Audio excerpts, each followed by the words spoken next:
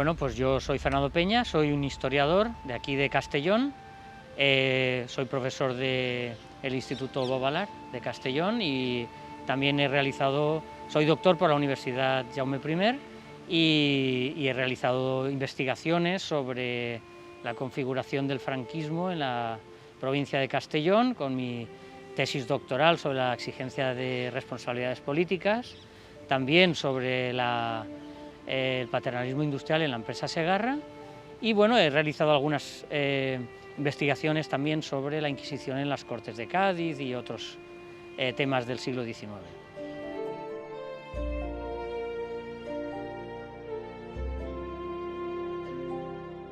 Sí, bueno, la empresa Segarra ya a la altura de 1936 era una empresa muy grande, muy consolidada en el mercado de los zapatos, del mercado nacional, con conexiones evidentes con el mercado militar y había generado ya un proyecto gigante, digamos, de empresa. En este sentido, la empresa Segarra era muy importante. Cuando se produjo la Guerra Civil, hubo una fase en la cual los trabajadores se hicieron cargo de muchas de estas empresas, lo que se llama el control obrero. Y la empresa Segarra formó parte de este fenómeno y los trabajadores de distintas organizaciones se hicieron con el control de la empresa Segarra.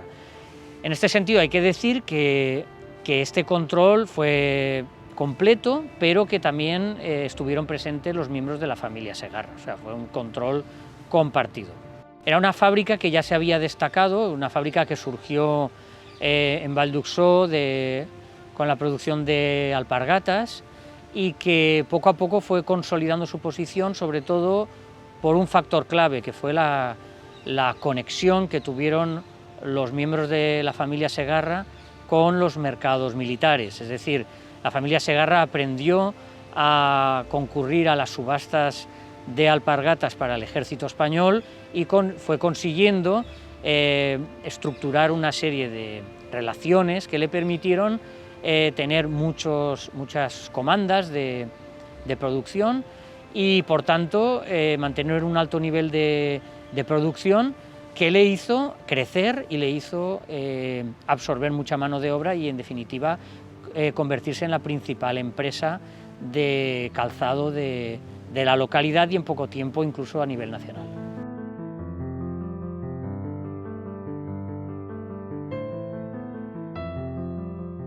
Sí, la conexión de la empresa Segarra y de la familia Segarra con el franquismo es muy evidente. Por lo tanto, todo fueron simpatías respecto al movimiento, al franquismo. En este sentido hay que decir que la empresa Segarra fue una de las primeras empresas en ser declaradas empresa modelo por el franquismo. Parte de este éxito de la identificación con el franquismo también es que la empresa Segarra producía un producto considerado estratégico e importantísimo por el franquismo, que es las botas para el ejército, calzado militar. Con lo cual, la empresa era priorizada a todos los niveles por el franquismo.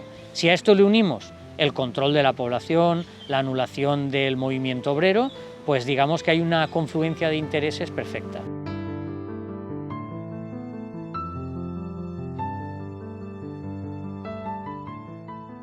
Bueno, la empresa Segarra, hay que decir que en la posguerra, gracias al favoritismo del franquismo y las nuevas condiciones, estuvo en condiciones de construir un sistema de beneficios para sus trabajadores que es conocido como un modelo paternalista. Este modelo paternalista tenía como objetivo atraer a la mano de obra, fijarla, encuadrarla y controlarla.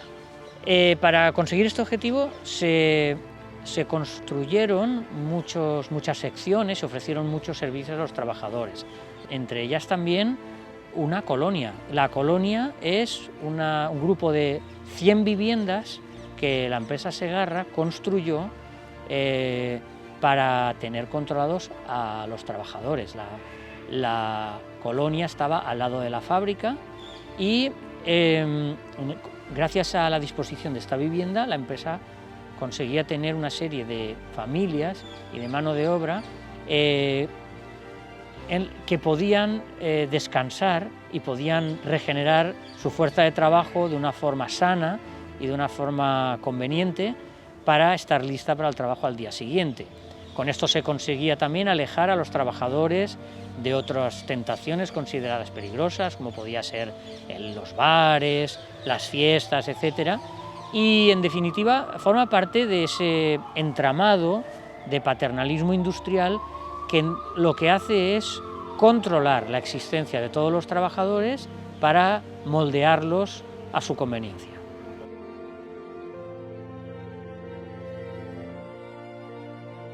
No tenemos noticias de cómo era la vida en concreto de la mujer.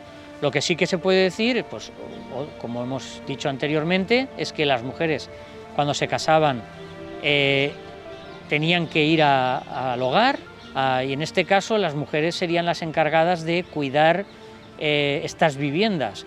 Al pertenecer todos a ese barrio, con esas mismas características, pues pronto se generó un sentimiento de pertenencia que yo creo que ha llegado hasta nuestros días. Hay que decir también que la colonia no eran solo viviendas, había también, por ejemplo, una escuela, había también una iglesia y había también, por ejemplo, fuentes. Era una verdadera ciudad-jardín del siglo XIX trasladada a Valldexó.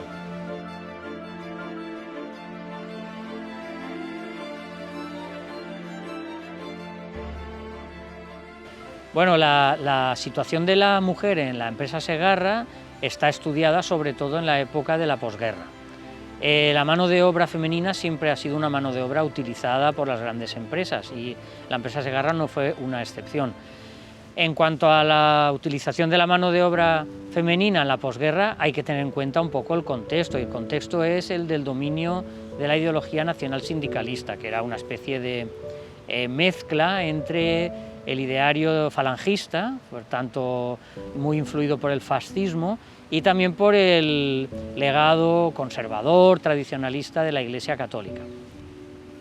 En este sentido, la mujer tenía un papel especial dentro de la empresa Segarra. Yo destacaría 3 puntos, ¿no?, en este papel, en esta actuación. En el primer lugar, las mujeres tenían la obligación o tenían la posibilidad de trabajar legalmente solo hasta la edad de matrimonio. Una vez se casaban, legalmente debían abandonar, salvo casos excepcionales, el lugar de trabajo y dedicarse a lo que la ideología nacional sindicalista le había reservado como papel fundamental, que era la de ser madre, la de ser esposa y la de cuidar el hogar. Por tanto, esto suponía que la empresa tenía una mano de obra joven, fuerte, barata y sobre todo renovable continuamente, que continuamente estaban llegando chicas jóvenes a la empresa y chicas que se casaban y la abandonaban. En segundo lugar, hay que decir que las mujeres en la empresa Segarra no podían hacer todos los trabajos que se realizaban allí.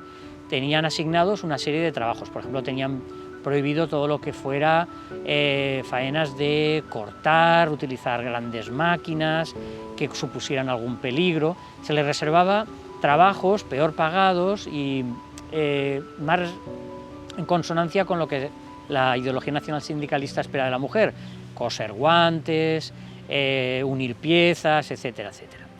Y en tercer lugar, es muy importante recordar que las mujeres cobraban menos de la mitad que los hombres por la misma cantidad de trabajo, las mismas horas de trabajo. Con lo cual, lo que podemos concluir es que las mujeres sí que trabajaban en la empresa Segarra, pero tenían una clara situación de discriminación respecto a los hombres.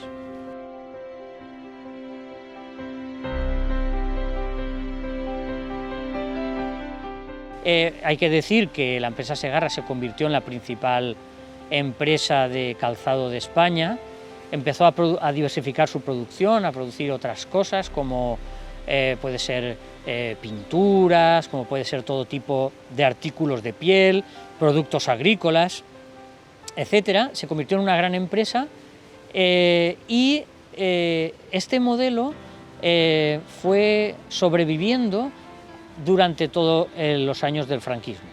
Y en los años 70, con la modernización, la introducción de nuevas formas de organización industrial, de gestión de la mano de obra, y también por el progresivo fortalecimiento de los trabajadores y del movimiento obrero, empezó a mostrar síntomas de debilidad y, bueno,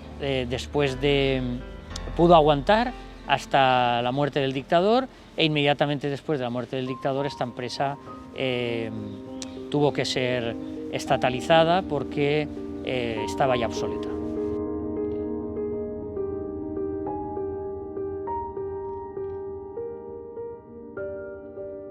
Las viviendas de la colonia Segarra eran propiedad de la empresa Segarra y los trabajadores que trabajaban allí debían pagar un alquiler bajo, pero un alquiler que directamente se les descontaba de su salario. Esto era común en muchos de los productos sociales, de beneficios sociales que ofrecía la empresa. Cuando la empresa desapareció, tengo entendido que las personas que vivían en estas viviendas se les ofreció la oportunidad de comprarlas.